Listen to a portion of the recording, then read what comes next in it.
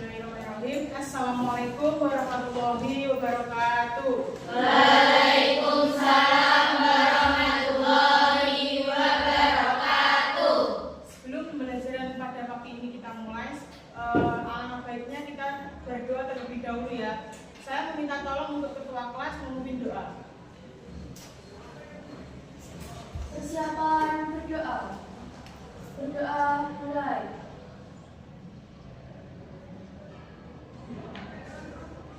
Berdoa selesai. Sebelum Ibu memasuki materi pada pagi ini, Ibu akan presentasi terlebih dahulu ya. Kaisila Asifa Putri,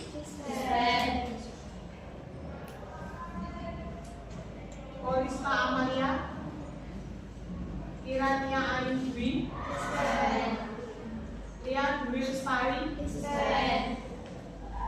Mengumpulkan informasi aktual dan faktual pada teks berita. Sebelumnya di sini udah ada yang pernah membaca teks berita? Nah, apa teks berita itu?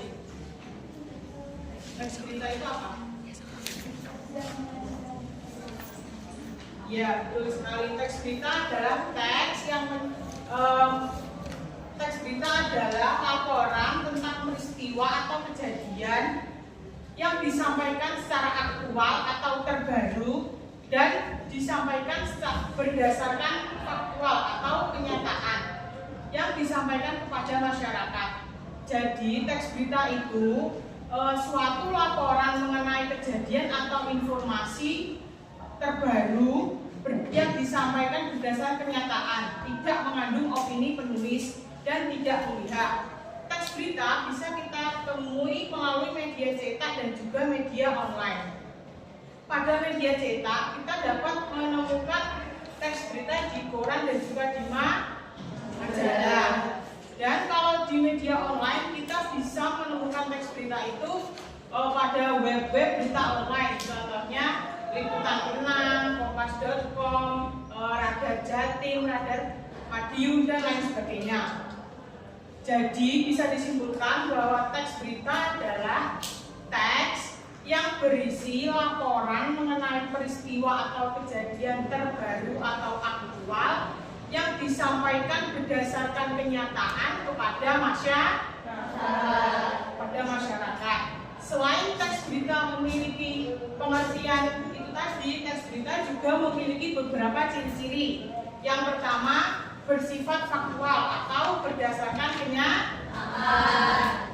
Terus ciri yang kedua yaitu aktual atau peristiwa yang benar-benar baru terjadi. Dan yang ketiga, teks berita itu disampaikan secara objektif berdasarkan fakta dan tugas. Tugas maksudnya tidak bertele-tele, jadi langsung pada intinya atau jelas. Dan ciri yang keempat yaitu menggunakan bahasa baku dan kalimat yang singkat. Jadi di dalam teks berita itu harus menggunakan bahasa baku. Karena apa? Karena teks berita itu ditujukan kan kepada khalayak ramai. Jadi tidak boleh menggunakan bahasa yang terlalu santai atau tidak formal. Jadi teks berita harus wajib menggunakan bahasa baku dan kalimatnya singkat. Jangan bertele-tele. Kalau bertele-tele pasti pembaca itu baru membaca awal saja udah pasti malas, nggak mau membaca seterusnya. Jadi diusahakan kalau membuat teks berita itu menggunakan kalimat yang singkat, langsung pada intinya dan menggunakan bahasa yang baku. Dan ciri yang teks berita yang terakhir yaitu tidak mengandung opini. Seperti yang sudah saya sebutkan tadi, teks berita itu harus berdasarkan kenyataan. Tidak boleh mengandung opini penulis dan tidak boleh memihak siapapun. Jadi ciri-ciri teks berita itu ada 5. Yang pertama bersifat faktual atau berdasarkan kenyataan. Yang kedua aktual atau peristiwa yang benar-benar baru terjadi. Dan yang ketiga disampaikan secara objektif atau sesuai dengan fakta dan tugas, secara langsung tidak bertele-tele. Dan yang keempat menggunakan bahasa baku dan Dan yang kelima yaitu tidak mengandung opini penulis atau berdasarkan kenyataan yang ada di lapangan. Jadi teks berita itu harus disampaikan atau ditulis berdasarkan apapun yang terjadi di lapangan. Tidak boleh menambah-nambahi atau mengurang-urangi jika akan membuat teks berita. Pokoknya kalau membuat teks berita itu hal yang paling harus diingat yaitu harus berdasarkan kenyataan yang ada di lapangan. Tidak boleh mengandung opini kita sendiri atau opini penulis. Sampai di sini sebelum saya lanjut ke slide selanjutnya, adakah yang ingin bertanya? Gimana? Ya. Lanjut. Lanjut.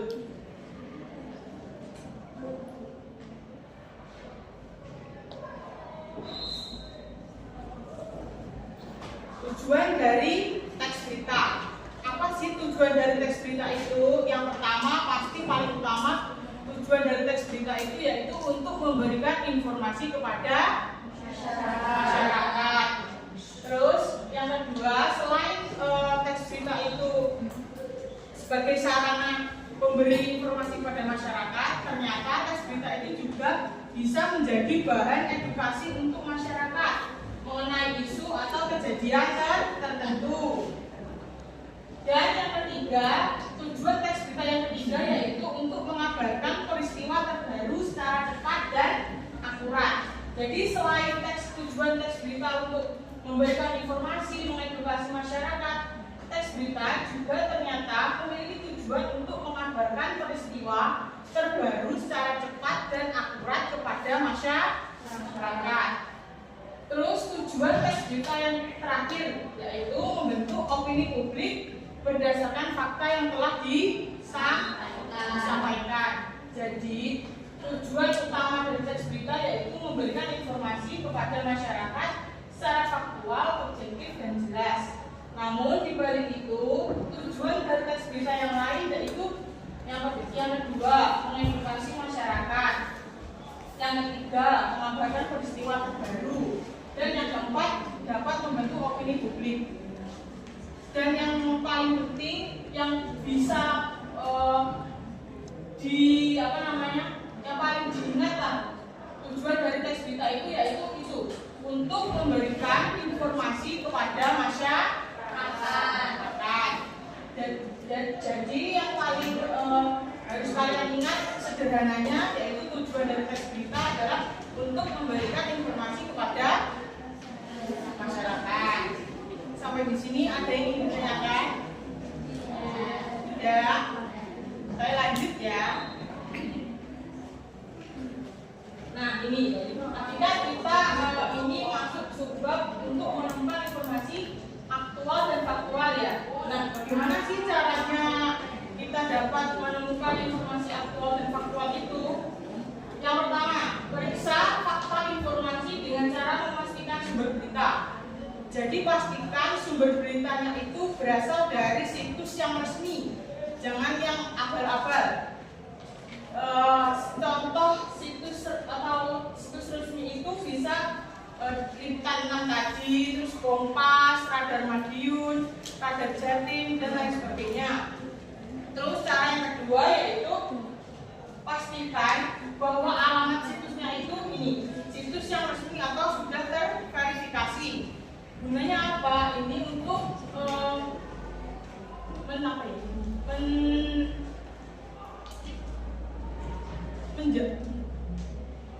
gunanya untuk agar beritanya itu tidak berita yang hoax gitu pokoknya.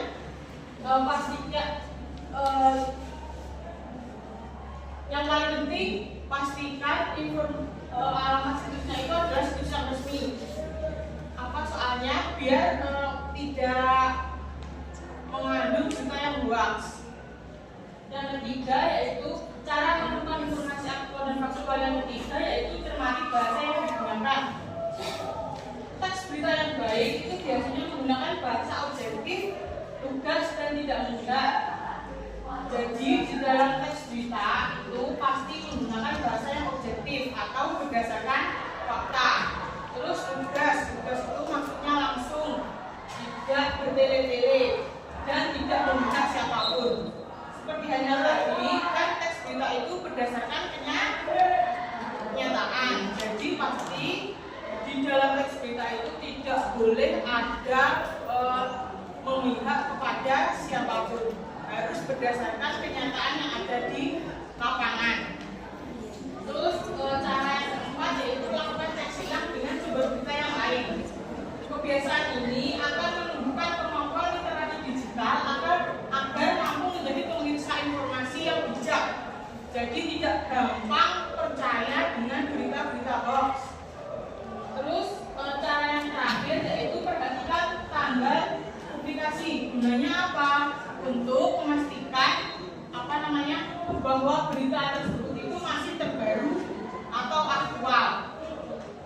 Nah, cara menemukan informasi aktual dan faktual dalam teks berita itu ada 5. Yang pertama apa tadi? Periksa fakta informasi dengan cara. Yang kedua, pastikan bahwa informasinya adalah situs resmi atau sudah terverifikasi. Yang ketiga, cermati bahasa yang digunakan berita yang biasanya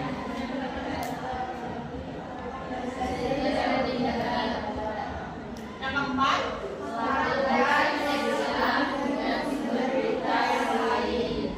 Dan yang kelima, tanggal publikasi. Sampai di sini ada yang ditanyakan? Ada atau enggak? Kalau enggak, saya bertanya ya. Yang dimaksud teks berita tadi apa?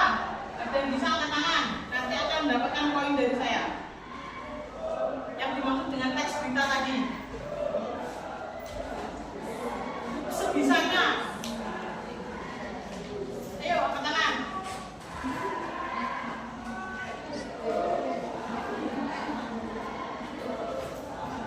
Silakan.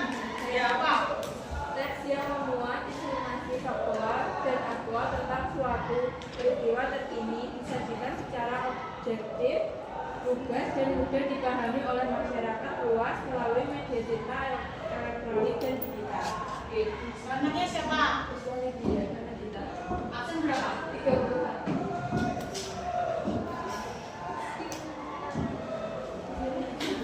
Terus tadi tujuan dari tes berita apa saja? Ada yang tahu? Silakan angkat tangan. Tujuan dari tes berita.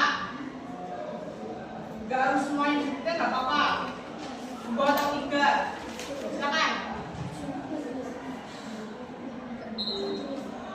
Silakan. Tujuan dari tes berita tadi loh. Ini loh. Pak, silakan angkat tangan terlebih dahulu.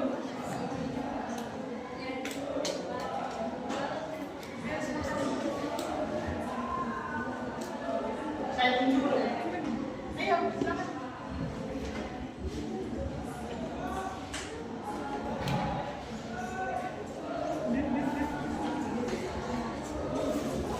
Iya, silakan. Gak apa-apa, gak usah takut. 2 atau 3, udah apa? 2, udah. Mbak.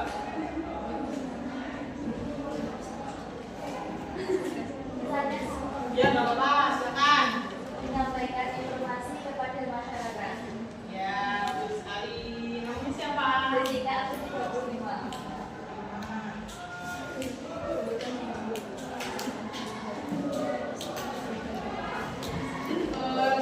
Sampai di sini ada yang ingin ditanyakan nggak? Kalau tidak ada, kita masuk ke penugasan ya. Silahkan kalian dibagi menjadi 6 kelompok. Ini ada berapa orang nih?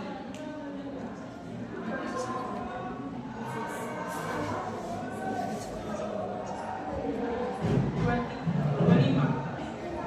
5 kelompok kalau gitu, 5 kelompok. Jadi yang satu kelompok 5 anak. Satu kelompok 5 anak.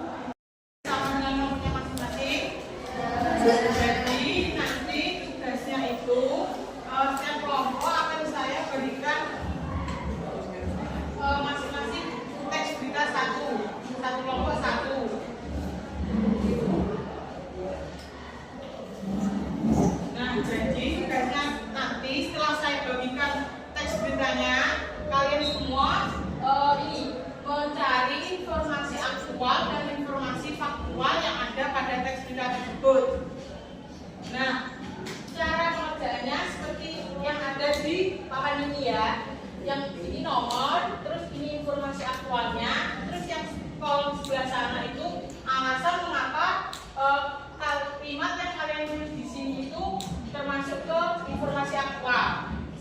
Paham? Nah, terus tugas yang kedua, kalian mencari informasi faktualnya sama kolom sini yang menunjukkan kalimat faktual dan yang kolom sana itu bukti dari teks. Jadi agak sedikit berbeda. Kalau tadi kolom sananya itu alasan, kalau ini bukti dari teks ceritanya. Di sini informasi faktualnya. Contoh, informasi faktual kan berdasarkan kenyataan ya. Contohnya kebakaran terjadi pada dini hari dan sudah padam pada siang hari karena telah dipadamkan oleh damkar. Bukti dari teks bunyinya gini. Pemadam kebakaran telah memadamkan kebakaran yang terjadi di pasar bla bla bla pada siang hari. Jadi di sini itu isinya informasi faktualnya dan di sana itu buktinya, bukti dari teksnya. Jadi bukti dari teks itu salinan dari teksnya ya. Bisa dipahami? Bisa?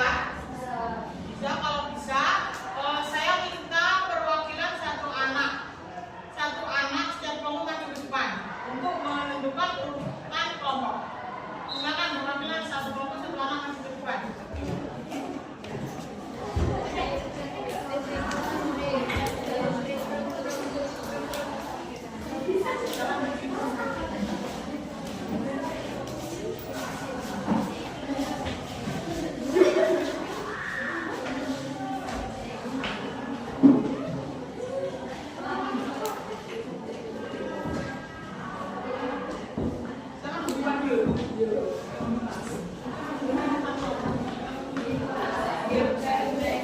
B.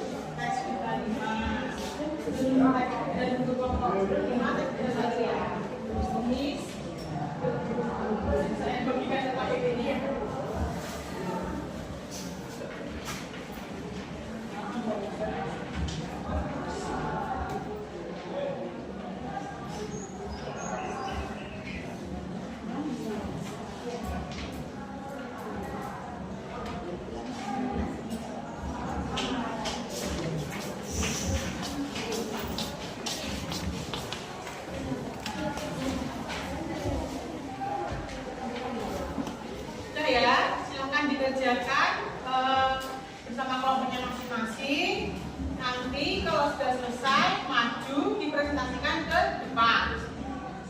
Bagaimana? Sudah bisa dipahami? Kalau tadi ada dua, mencari informasi aktual dan mencari informasi faktual. Silahkan dikerjakan ya. Karena yang jamnya sudah habis, ini dijadikan pekerjaan di rumah ya, dan dipresentasikan pada pertemuan minggu depan. Sampai di sini pertemuan kita kali ini. Terima kasih atas perhatiannya. Wassalamualaikum warahmatullahi wabarakatuh.